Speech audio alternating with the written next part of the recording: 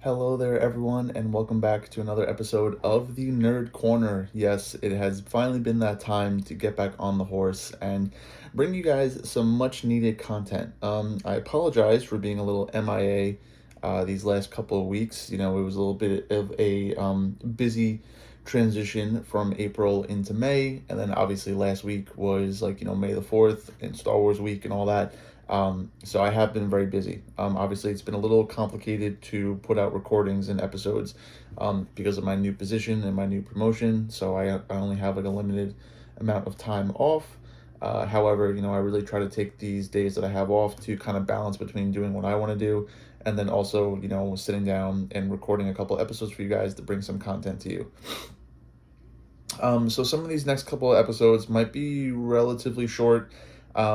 They might be like 10, maybe like 15 minutes, just really depending on, um, how much I go through and how much I go in depth and stuff like that, because I want to try to record as much as I can while I have the time off. That way I just kind of don't have to worry about it, and I could, set these videos to release like each week and not have to worry about, constantly having to record and record and record. Um, so, like I said, I've been, fairly busy, with my new promotion and my job as a manager now at Pop Cult. So that's been keeping me busy and, off the streets and out of trouble. Yeah, I mean, overall, it was a pretty good end to April, and so far it's been a pretty good beginning to May. Obviously, May is a big month for me because it is Star Wars month. So for those of you that are fellow Star Wars fans, hopefully you had a wonderful May the 4th and a Revenge of the 5th. And, if you celebrate the whole month like I do, then please, join me for the ride. But yeah, so a lot of these episodes that are going to come out this month are definitely going to be very heavy around Star Wars. We just had a new Tales animated series come out recently called Tales of the Underworld, which came out on May 4th. So we're actually going to be talking about that today. I plan on doing a episode on the 20th anniversary of Revenge of the Sith and kind of going over that movie and talking about it after I saw it in theaters, and just kind of going over, movies, like we usually do on this podcast. There might be one week where it kind of delves a little bit away from Star Wars and we do cover the Thunderbolts because I'm actually going to see that later this evening. So I will be able to get a video out to you guys this month. So there might be one week where it's not Star Wars, but most likely we are probably going to end out the month by discussing the final season of Andor because, by the time we reach the end of the month, Andor season 2 will be over. The next 3 episodes are coming out today, actually. So we will probably be discussing that towards the end of the month. But for now, like I said, we are going to be talking about Tales of the Underworld. So Tales of the Underworld is like a small little anthology series that is, about 15 minutes or so per episode. They're like little short mini stories that take place during a certain time period. Obviously, this whole Tales series started out with Tales of the Jedi, which covered stories, about Count Dooku. It covered stories about Ahsoka Tano and some other characters that, we know and love. The most recent one, which I believe was last year or the year before, you can correct me if I'm wrong, but it was Tales of the Empire. That one, we learned a little bit more about the Grand Inquisitor. We learned about what actually happened to Barriss Offee after the Clone Wars. And who else did it touch upon? It touched a little bit upon the woman, I don't remember her name, but the woman from Ahsoka. She was like the magistrate on the planet, and she is, one of the advisors to Grand Admiral Thrawn and everything. Morgan Elsbeth is her name. We had a couple episodes on her. And this year we had Tales of the Underworld. And the Tales of the Underworld little anthology covered two characters specifically. There were 3 episodes on Asajj Ventress, and then there were 3 episodes on Cad Bane. So for those of you that don't know who Cad Bane is, obviously he was a very prominent bounty hunter during the Clone Wars era, seeping into the Galactic Civil War in the original trilogy. We saw that he made his debut in the animated Star Wars The Clone Wars series, and then he made his final debut in the Book of Boba Fett, where he is actually finally defeated and killed by Boba Fett. So, for him, obviously very prominent bounty hunter. So in this show, we actually get to see his origin. So we find out where he comes from, how he ends up in the life that he is, and basically what sets him on the path that we pretty much meet him in when it comes to the Clone Wars. Now, when it comes to Asajj Ventress, we are told a little bit of a different story. We're told a little bit more about what happened to her after the events of the Clone Wars. And we're going to dive a little bit deeper into, the pros and cons and their stories and stuff like that. But we see, what happens to her after the Clone Wars, and we basically see where she stands, by the time we see her in the Bad Batch. Now, the show is not very clear whether or not her appearance in the Bad Batch is before or after Tales of the Underworld. I would assume it is after Tales of the Underworld, but again, it is a little hard to tell. Um, because it is a show and it is a small little show, I didn't find any reviews, so I don't know what critics have given it. I know audience reactions have been very mixed. I've seen social media posts where people absolutely love it. They think it was really great. Diving into Asajj Ventress and Cad Bane and exploring these two characters. Some people wish they got more episodes. Other people absolutely hated it. They thought that the storyline made no sense. It wasn't really important and didn't really cover some of the big questions that we were looking for.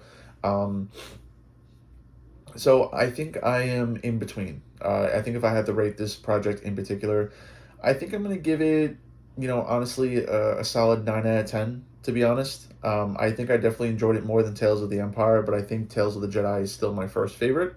Um, and I think Tales of the Underworld will definitely rank second. So we're going to start with Ventress's storyline, and kind of go into basically the backstory of like both of these character storylines and what we see. So obviously, when it comes to Asajj Ventress, we actually pick up in her very first episode, according to the events of the novel The Dark Disciple. And The Dark Disciple is a novel that's kind of based around the Jedi Quinlan Vos as well as Asajj Ventress. Obviously, in the novel, they develop a romantic relationship. They try to work together to eliminate and take down Count Dooku. We see Ventress become a little bit more indifferent or neutral, when it comes to the Force. She's neither Jedi or Sith. We see Quinlan Vos actually fall to the dark side temporarily before he's redeemed by Asajj Ventress.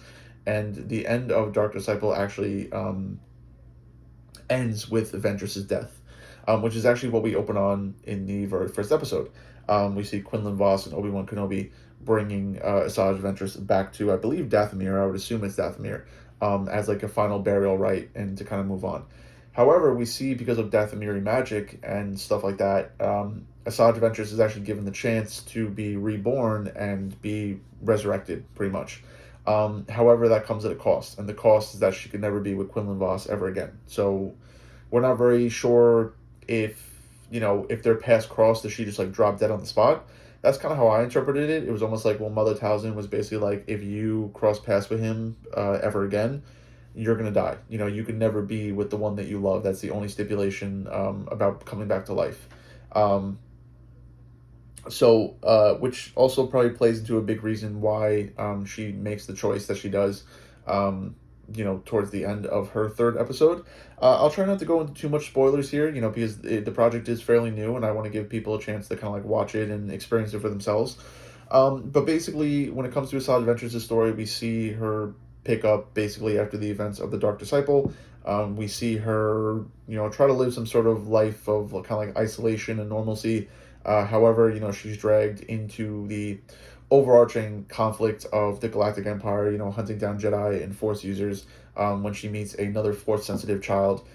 Most likely he used to be a Padawan of the Jedi Order, and basically the three episodes are kind of their adventure as Asajj Ventress helps this child find the path, which, the path was something that was created actually by Quinlan Vos to help Force-sensitive or, ex-Jedi basically escape the Galactic Empire and find refuge.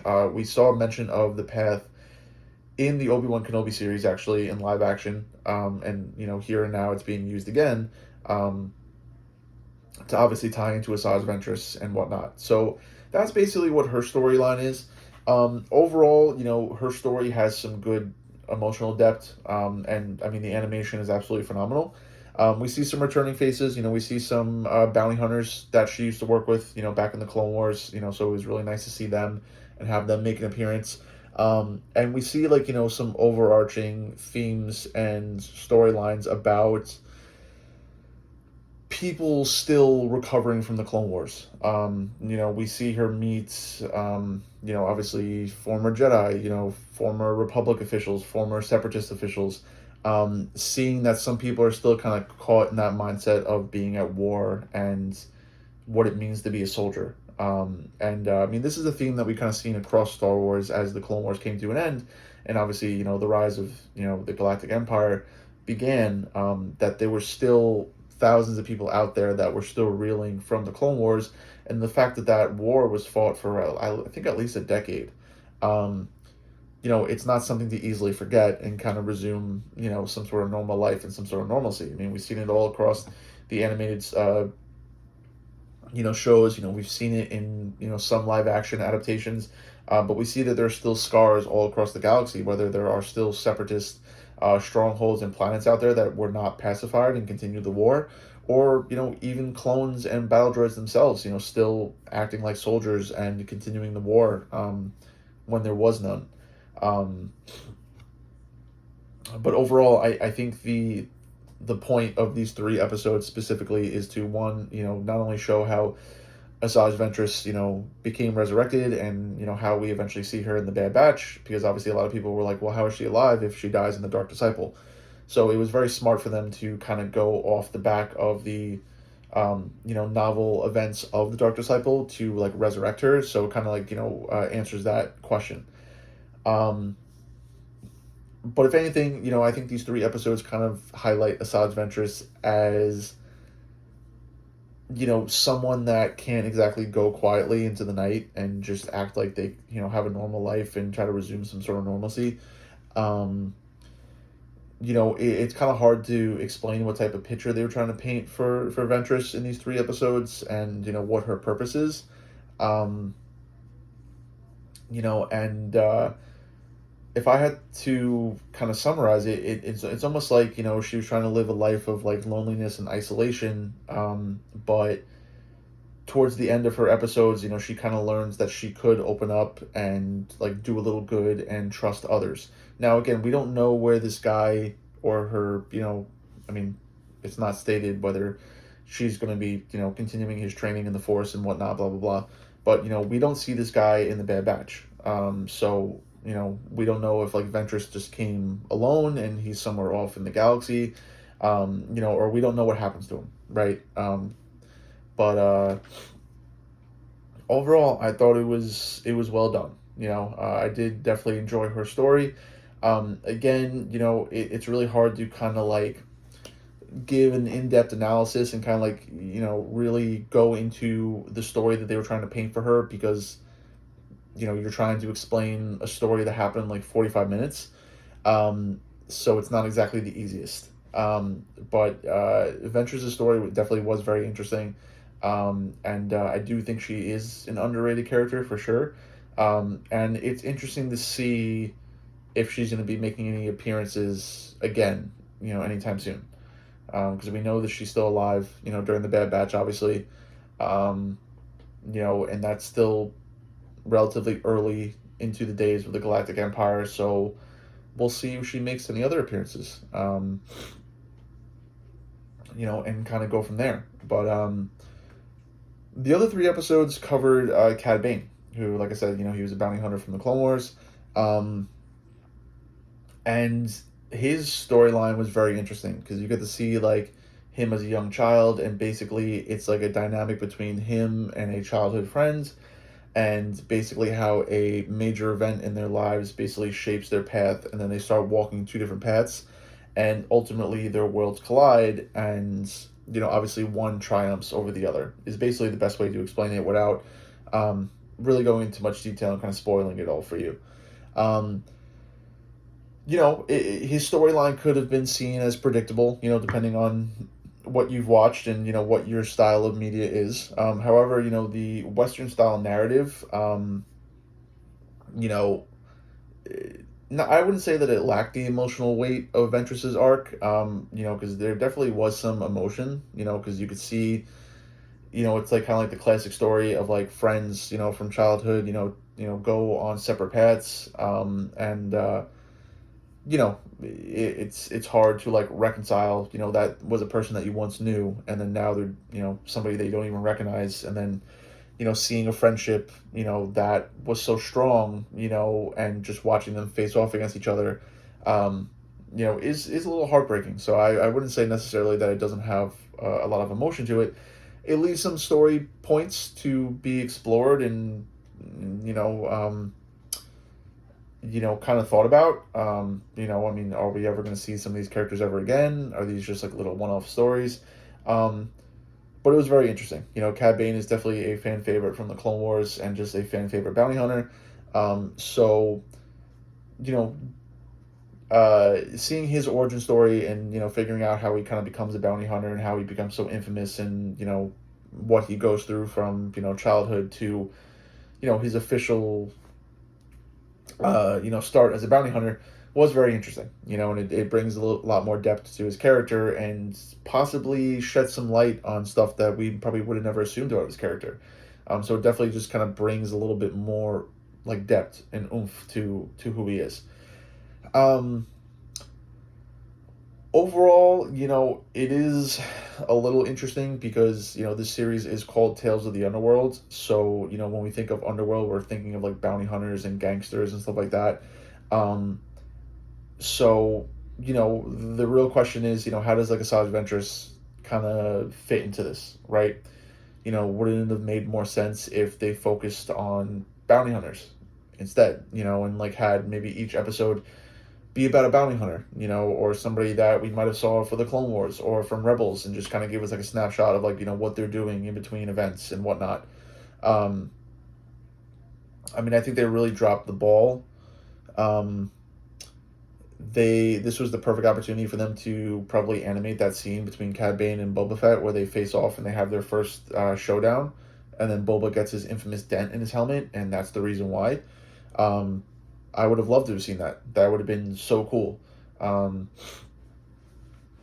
but I mean, I think if you want to go in a certain direction, I mean, I would have loved to have seen, Cad Bane is fine. I mean, I would have loved his story to be a little bit more, like, I would have loved his story arc to go from, like, his childhood up until the moment he duels Boba Fett, because obviously that has been, like, an unscripted, animated version, episode of the Clone Wars that we never got to see. So that would have been really cool if, like, his story kind of ended, um, there, kind of showing that like there's a new generation of bounty hunters, and obviously it would have shown Boba Fett and everything.